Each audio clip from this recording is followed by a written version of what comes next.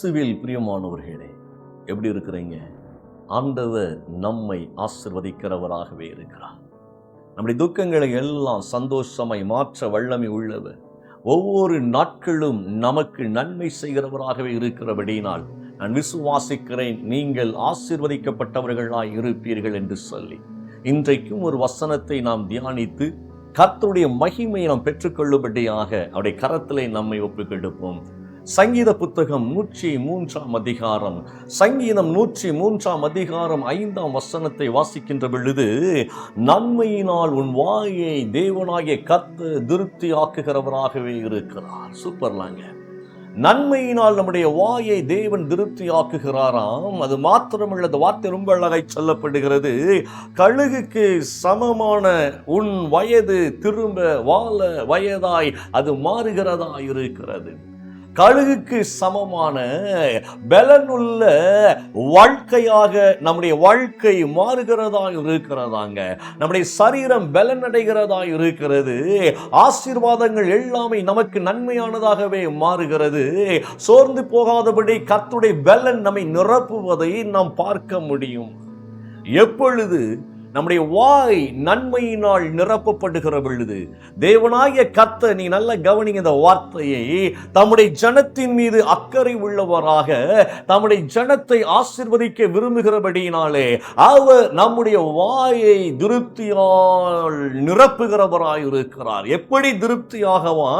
நன்மையான காரியங்களினாலே, சுகமான காரியங்களினாலே, அற்புதமான காரியங்களினாலே நம்முடைய வாயை நிறைவாய் நிறைவாய் நிறைவாய் அவர் நிரப்ப விரும்புகிற தேவனாகவே இருக்கிறாருங்க.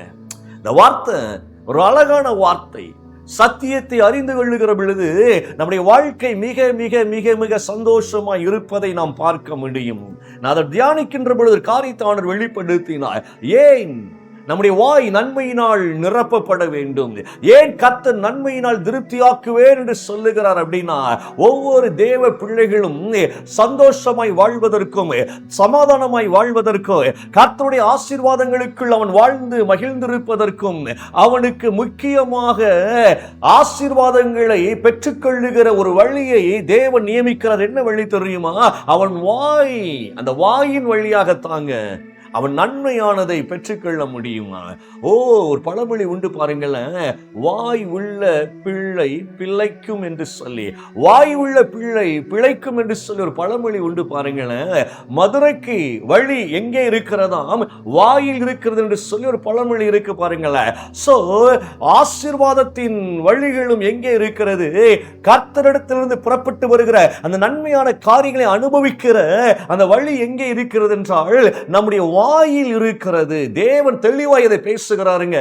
அப்ப வாயானது திருப்தியாய், அதாவது நன்மையினால் நிரம்பி இருந்தா மட்டும்தாங்க வாழ்வு ஆசீர்வாதத்தினாலே நிரம்பி இருப்பதை நாம் பார்க்க முடியும். எவ்வளவு ஒரு அருமையான வார்த்தை பாருங்களேன். அப்ப ஆண்டவர் என்ன நினைக்கிறாரு? என் பிள்ளைங்க ஆசீர்வாதமா இருக்கணும், என் பிள்ளைங்க செழித்து இருக்க வேண்டும். எனவே அவங்க வாயில அந்த ஆசீர்வாதத்தை வைக்கிறேன், அவங்க வாயில அந்த சுகத்தை நான் வைக்கிறேன், அவங்க வாயில அற்புதமான காரியங்களை வைக்கிறேன். அவர்கள் தோற்று போகாதபடிக்கு, அவர்கள் ஜெயம் எடுத்தவர்களாய் ஒவ்வொரு நாளும் வாழ்ந்து சுகமாய் இருப்பதற்கு சகல விதமான அதிகாரங்களையும் என் பிள்ளையின் வாயிலை வைக்கிறேன் என்று சொல்லித்தான் இந்த வசனத்தை தேவன் நமக்கு காண்பித்து கொடுக்கிறாருங்க. நன்மையினால் நாம் திருப்தி அடையும்படியாக நம்முடைய வாயை தேவன் ஆசீர்வதிக்கிறவராய் இருக்கிறார். ஒரு மனுஷனுக்கு வாய் சுத்தமா இருக்க தேவன் விரும்புகிறாருங்க. சுத்தமா இருப்பது என்ன தெரியுமா?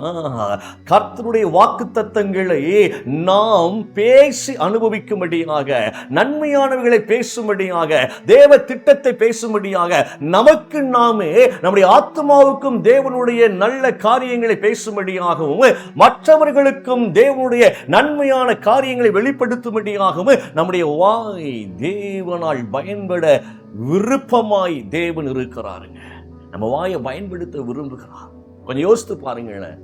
பிரச்சனை எதனால அதிகமாய் வருகிறது? வாயினாலதான். தேவையில்லாத வார்த்தைகளை பேசி, தேவையில்லாத குறைவுகளை பேசி, மற்றவர்களை பற்றியும் குறை பேசி அநேக பிரச்சனைக்குள் மாற்றி அப்படியே நம்முடைய வாழ்க்கையை இழந்து விடுகிறோம் பாருங்களேன். பிரச்சனைக்குள் மாட்டிக்கொள்ளுகிறோமே. மாட்டினபடினாலே நிம்மதி போய்விடுகிறது. கடைசியில பொய் சொல்ல வேண்டியதா இருக்கும். ஐயோ, நான் அப்படி சொல்லலையே, நான் இப்படி சொல்லலையே, நீங்க என்ன தப்பா நினைக்காதீங்க என்றெல்லாம் சொல்லி பொய் சொல்ல வேண்டியதா இருக்கிறது. தப்பித்துக் கொள்வதற்கு நல்ல கவனிங்க, ஏகப்பட்ட பொய்யை சொல்ல வேண்டியதா இருக்கிறது. எனக்கு அருமையான தேவ பிள்ளைகளே, இன்னைக்கு கர்த்தர் நம்ம கொடுக்கின்ற உன்னதமான ஒரு சத்தியம் என்ன தெரியுமா?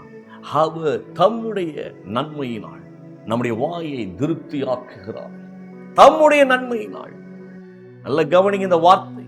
நீங்களும் நானும் பூமியில மகிழ்ந்து சந்தோஷமாய் இருப்பதற்கு கர்த்தருடைய நன்மையான வார்த்தைகள் நமக்கு வேண்டும். அதை கர்த்தர் தந்து கொண்டிருக்கிறார்.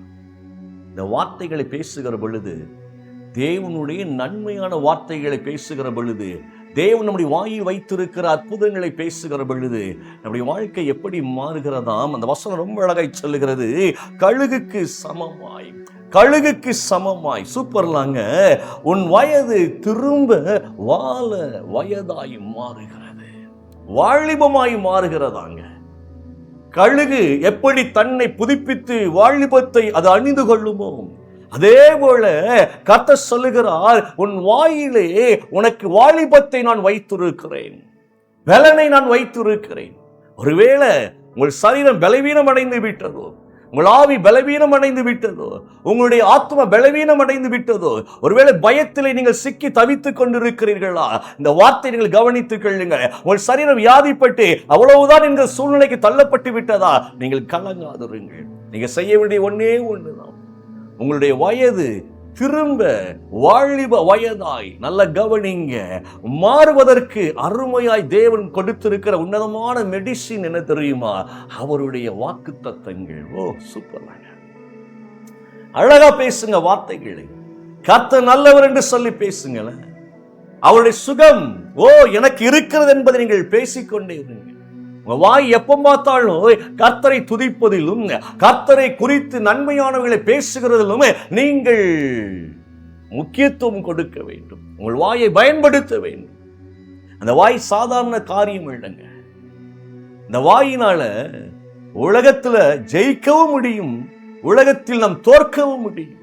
சாத்தான் நம்முடைய வாயை அசிங்கத்திற்கு பயன்படுத்துவான்.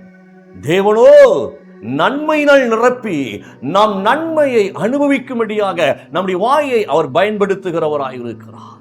அவர் விருப்பம் அதுதான். அவர் வச்சிட்டாரு. வாயில கர்த்தருடைய மகிமையை வச்சிட்டாரு, வாயில கர்த்தருடைய பலனை வச்சிட்டாரு. அவருடைய வார்த்தைகளுடைய வாயில் இருக்கிறது உண்மைதான். நாம பேச பேச பேச பேசதாங்க வாலிபம் திரும்பும். சூப்பரா, பலன் குன்றி போகா. மோசேயை குறித்து ஒரு வார்த்தை ரொம்ப அழகாய் சொல்லுகிறதுங்க. உபாகமம் இணைச்சட்ட புத்தகம் 34ஆம் அதிகாரம் 7ஆம் வசனத்தை வாசிக்கின்ற பொழுது, மோசே மரிக்கிற பொழுது 120 வயசுங்க. அவருக்கு எத்தனை வயசா? 120 வயசு. அந்த 120 வயது வரைக்கும் மோசேயின் கண்கள் இருள் அடையவில்லை. ஓ, அவன் பலன் குறையவும் இல்லை.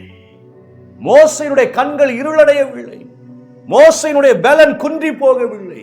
அந்த பலன் பாருங்களேன், அப்படியே வாழ வயதுள்ள பலனா இருந்ததுங்க, வாலிபத்தின் பலனா இருந்தது. எவ்வளவு பெரிய வார்த்தை பாருங்களேன். கர்த்தர் திரும்ப நம்முடைய வாழ்க்கையை அவர் பலனடைய செய்கிறவராய் இருக்கிறார். இதெல்லாம் நீங்க யோசிக்கணும். இதெல்லாம் எங்க இருக்கிறது? அந்த பொக்கிஷம் நம்முடைய வயதை வாலிப வயதாய் ஆக்குகிற பொக்கிஷம் எங்கே இருக்கிறது? நம்முடைய தரித்திரங்களை செழிப்பாய் மாற்றுகிற பொக்கிஷம் எங்கே இருக்கிறது? நம்முடைய துக்கங்களை சந்தோஷமாய் மாற்றுகிற பொக்கிஷம் எங்கே இருக்கிறது? நம்முடைய வாயில் இருக்கிறது. சூப்பர். நீங்க இந்த வார்த்தையை எடுத்துக்கொள்ளுங்க. நீங்க வாயினால எந்த சூழ்நிலையிலும் கர்த்தருடைய நன்மையான வார்த்தைகளை மாத்திரம் பேசிக்கொண்டே இருங்க.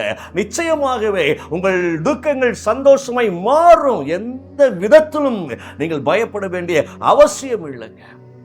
ஒருவேளை இன்னைக்கு நீங்க தோற்று போயிருக்கு, என் வாழ்க்கை முடிந்தது என்கிற சூழ்நிலையில நீங்கள் கலங்கி கொண்டிருக்கலாம். இன்னைக்கு பேசுங்க, இல்லை இல்லை, நான் ஜெயிக்கும்படியாக கர்த்தர் தம்முடைய நன்மையினாலின் வாயை திருப்தியாக்கி இருக்கிறார். ஓ, தேவனுடைய நன்மையினால் திருப்தியாய் நான் இந்த நாட்கள்ல விளங்கும்படியாய் அந்த வார்த்தையை பேச போகிறேன். என் கர்த்தர் சொன்ன வார்த்தையை பேச போகிறேன். நான் ஜெயம் எடுப்பேன். நான் வெற்றியாய் பூமியிலே நான் வாழ்ந்து சுகமாய் இருப்பேன். நான் பயப்பட மாட்டேன் என்று சொல்லி கர்த்தருடைய வார்த்தையை உங்கள் வாயிலே வைத்து நீங்க பேசிக்கொண்டே இருங்கள்.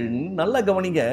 ஒரு மனுஷன் காலையில் எழும்பி தன் வாயை சுத்தப்படுத்துவதற்கு, வாயில் இருக்கிற துர்நாற்றங்களை போக்குவதற்கு அவன் பிரஷ் பண்ணி தண்ணீரை வாயிலை விட்டு கொப்பளித்து எப்படி அந்த அசிங்கத்தை, அந்த நாற்றத்தை அவன் வெளியேற்றுகிறானோ, அதே போல கர்த்தருடைய வார்த்தை, கர்த்தருடைய நன்மையான வார்த்தை இருக்கு பாத்தீங்களா, அதை வாயில் வைத்து நீங்கள் அப்படியே கொப்பளித்துக் கொண்டிருங்கள். ஓ, அந்த வாயில் வைத்து நீங்கள் வார்த்தையை அனுப்பி கொண்டிருங்க. உங்களுடைய அசுத்தங்கள் வெளியேறும், வியாதிகள் வெளியேறும், பலவீனங்கள் வெளியேறும், எல்லாவற்றிலும் எல்லா அசுத்த கிரியைகள் வெளியேறி நீங்கள் திரும்ப கழுகை போல வாழ வயதுள்ள பிள்ளைகளாய் நீங்கள் காணப்படுவீர்கள். ஓ ஹோ ஹோ ஹோ, சூப்பருங்க. இதெல்லாம் நீங்க அப்படி ருசி பார்க்கணும் கர்த்தருடைய வார்த்தையை. எத்தனை எத்தனை சூழ்நிலையில் உங்களுக்கு எதிராய் வந்தார்களோ, ஓ, கர்த்தர் உங்க வாயை சரியாய் வைத்திருக்கிறார் என்பதை நீங்கள் புரிந்து கொள்ள வேண்டும். எதிராய் வரக்கூடிய ஆயுதங்கள் வாய்க்காமல் போகும் என்றால் ஆயுதங்கள் புறப்பட்டு வருகிற போது நீங்கள் பயப்படக்கூடாது.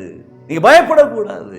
அந்த புறப்பட்டு வருகிற சொல்லுடைய கர்த்தர் எனக்கு நன்மையானது தந்திருக்கிறபடியால் இயேசுவின் நாமத்தினாலே ஓ, எதிராய் புறப்பட்டு வருகிற ஆயுதங்கள் வாய்க்காதே போகும். அதை பேசுங்க. நீங்க உடனே எதிரான சூழ்நிலைகள் அது வாய்க்காமல் போய்விடும். சந்தோஷமா உங்களை ஆண்டோடைய கரத்தில் ஒப்புக்கொள்ளுங்க. இன்றைக்கு தேவன் உங்களுக்கு அற்புதமாய், அதிசயமாய் உங்கள் வாயை பயன்படுத்த போகிறார். உங்க வாயை கர்த்தருடைய சமூகத்தில் அப்படியே அர்ப்பணிங்க. நீங்க சொல்லுங்க, ஆண்டவரே, உம்முடைய வார்த்தையினால், உம்முடைய நன்மையினால் என் வாயை நீங்க திருப்தியாக்கி கொண்டு இருங்கப்பா. உண்மையே நான் பேசணும். அவ்வளவுதாங்க. நீங்கள் பேசிக்கொண்டு இருங்கள். எதை பேசுங்கள்? கர்த்தருடைய நன்மையான காரியங்களை பேசுங்கள். நீங்கள் ஜெயித்து கொண்டே இருப்பீர்கள். கண்களை மூடுவோமா? பிதாவே, எங்கள் பிள்ளைகளை கரத்தில் ஒப்புக் கொண்டிருக்கிறேன். ஆசீர்வதிங்க. நன்மையினால் வாயை திருப்தியாக்குகிறீர்கள் ஆண்டவரே. இன்றைக்கு எங்கள் பிள்ளைங்க வாயிலே உம்முடைய சத்தியத்தை வைப்பதற்காய் ஸ்தோத்திரம், உம்முடைய ஆசீர்வாதங்களை வைப்பதற்காய் ஸ்தோத்திரம். இயேசுவின் நாமத்தினாலே பிள்ளைகளை ஆசீர்வதிக்கிறேன். பெரிய காரியங்களை செய்வீராக நல்ல பிதாவே. ஆமென், ஆமென். பிரியமான தேவ பிள்ளைகளே, உங்க வாய் நன்மையினால், கர்த்தருடைய நன்மையினால் நிறைவாய் இருக்கிறபடினாலே சந்தோஷமாய் இருங்கள். கர்த்தர் உங்களை ஆசீர்வதிப்பாராக. ஆமென், ஆமென்.